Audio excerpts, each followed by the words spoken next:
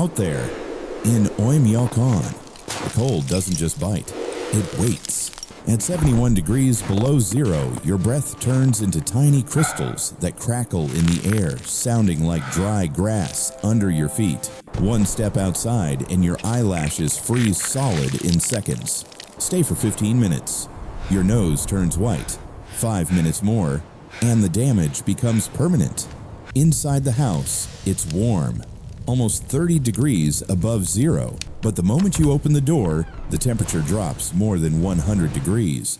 Your chest tightens, the dry air hits you, and you start coughing like your lungs are made of paper. This is a place where standing still is dangerous, and the night shows no mercy. So here's the question that keeps every hunter awake when the fire dies.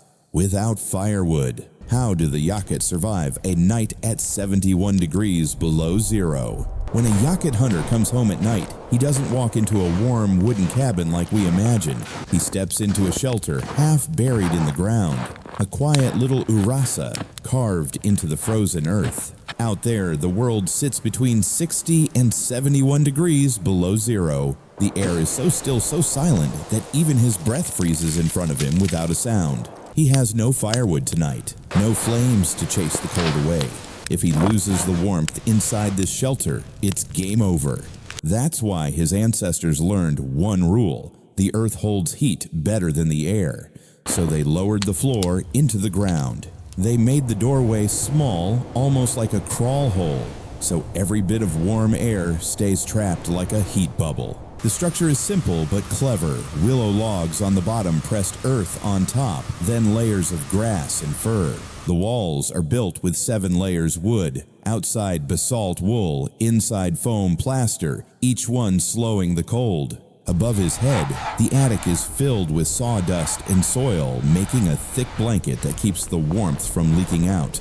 At the entrance, 2 unheated rooms act like natural freezers, blocking the cold before it reaches the living space. Inside this earth shelter, the temperature rises. His breath adds moisture. Moisture becomes warmth. Warmth becomes survival.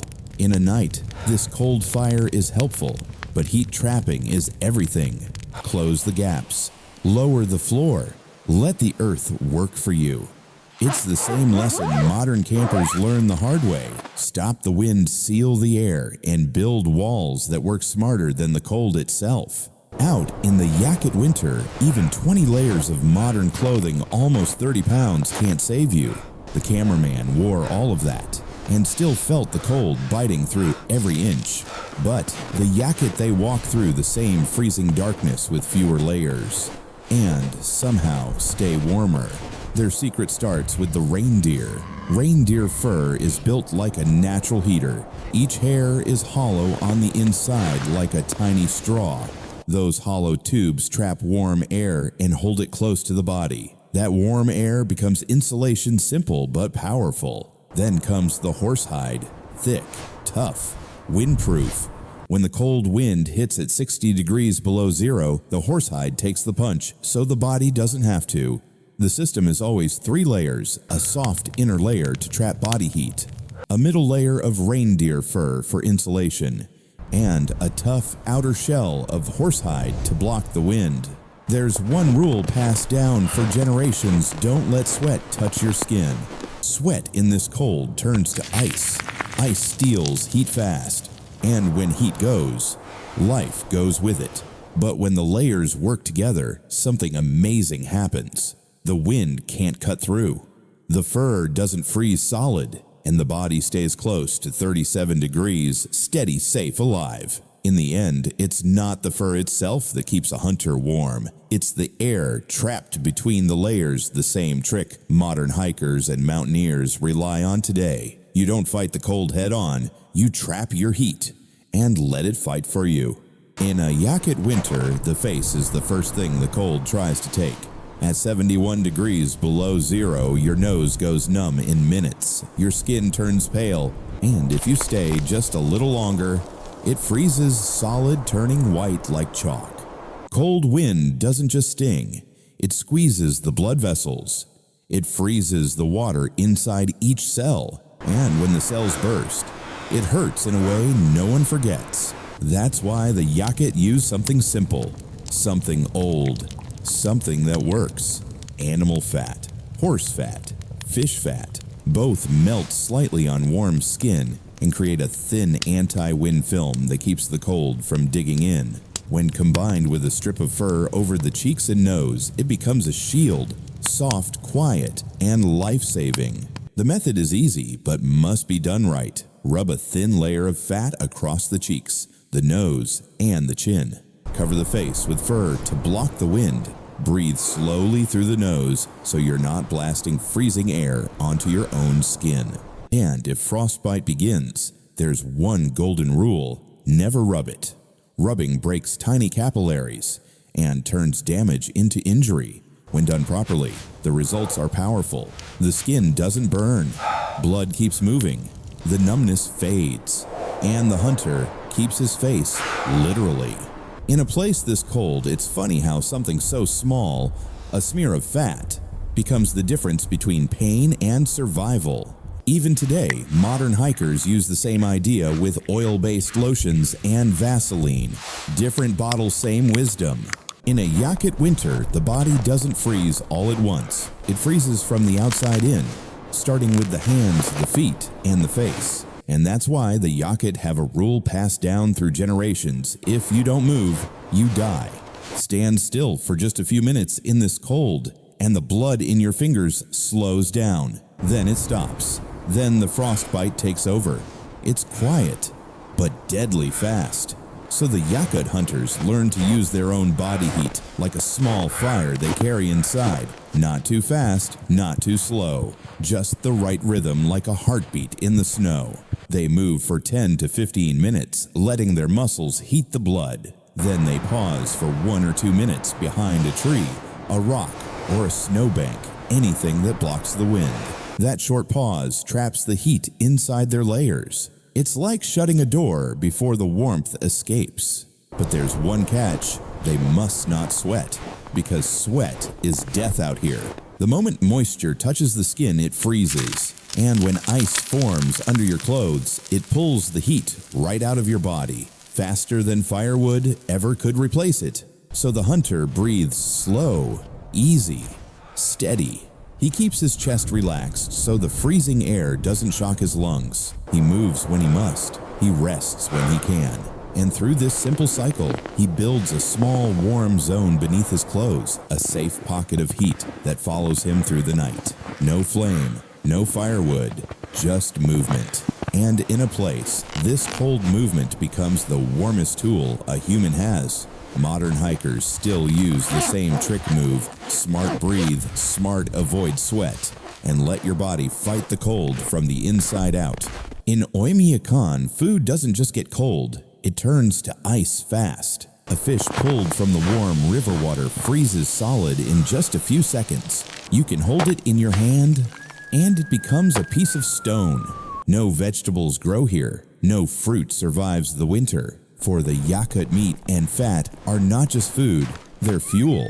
But eating that fuel cold is dangerous. Cold food drops your core temperature, it steals your strength. And without firewood out on the trail, there's no easy way to warm a meal. So the Yakut use an old trick, simple, smart, and battle-tested: heat stones. Before a long journey, they heat stones inside the house stove. Not glowing hot, just warm enough to hold heat for hours. Then they wrap the stones in fur and tuck them beside their food bag. The fur works like insulation, slowing the heat loss. The stone works like a little battery, sending steady warmth into the meal. The food stays warm, the fat stays soft, and the hunter keeps the energy he needs to survive. High-fat meat horse reindeer fish gives long-lasting heat inside the body. It's like putting wood into a stove you carry inside your chest. That warm energy keeps muscles working and keeps frostbite farther away.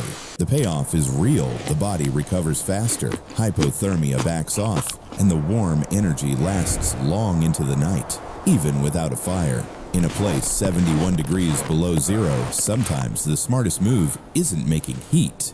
It's saving it. Modern thermos bottles follow the exact same idea, just stainless steel instead of fir and stone. Different materials, same wisdom. In the Yakut winter, even breathing becomes a battle. At 70 degrees below zero, every breath makes a sound dry, sharp, almost like stepping on brittle grass. The air freezes the moment it leaves your mouth. The cameraman learned that the hard way, coughing non-stop, his nose jammed with tiny crystals of ice. Out here, breathing the wrong way can shut your body down. Mouth breathing sends freezing air straight into the lungs. It burns, it shocks the chest, and in the worst moments, it can freeze the airway. So the Yakut use a different method. Quiet, gentle, and surprisingly smart. They breathe through the nose. Nasal breathing warms the air before it reaches the lungs. It filters the wind. It slows down the shock. And when combined with a strip of fur or leather over the face, it creates a tiny warm pocket in front of the mouth, a small room of safety between the skin and the cold. The technique is simple. Cover the nose and mouth with fur. Breathe slowly, steady and deep through the nose. Keep the chest relaxed so the freezing air doesn't punch the lungs. And never blow hard into the cold air. Your own breath will freeze right back onto your skin. When done right, the difference is huge. The coughing stops. The chest pain eases. And the breath stays warm enough to protect the core of the body. In a place, this harsh survival can come down to something as small as a slow, careful breath. One good breath, then another, then another. And even today, winter runners and cold weather hikers follow the same rule. If you want to stay warm, breathe through your nose. Let it heat the air before the air hits you. Out in the Yakut winter, not even the animals get a break. Yakut horses can stand in 70 degrees below zero all day and all night. Reindeer too, built for the cold, built for the wind, built for the endless dark.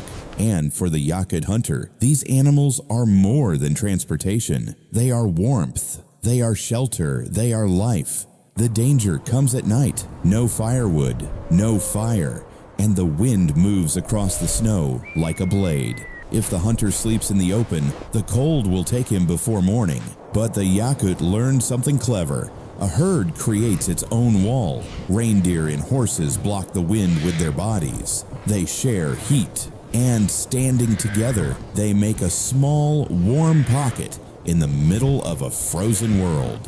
So the hunter builds his tiny tent right beside the herd. He studies the wind, where it comes from, where it goes, and places himself on the sheltered side. Then he layers horsehide or reindeer fur over his bed, letting the animal's warmth drift toward him through the night. The payoff is quiet but powerful. The wind fades, the cold eases, and the temperature inside that small circle rises just a few precious degrees, sometimes the difference between shivering all night and waking up alive. In a place, this harsh nature cuts deep, but nature also protects its own. The animals survive by standing close. The humans survive by doing the same. Even modern campers use this idea with windbreak panels and snow walls, different materials, same strategy. You don't always need a fire to stay warm.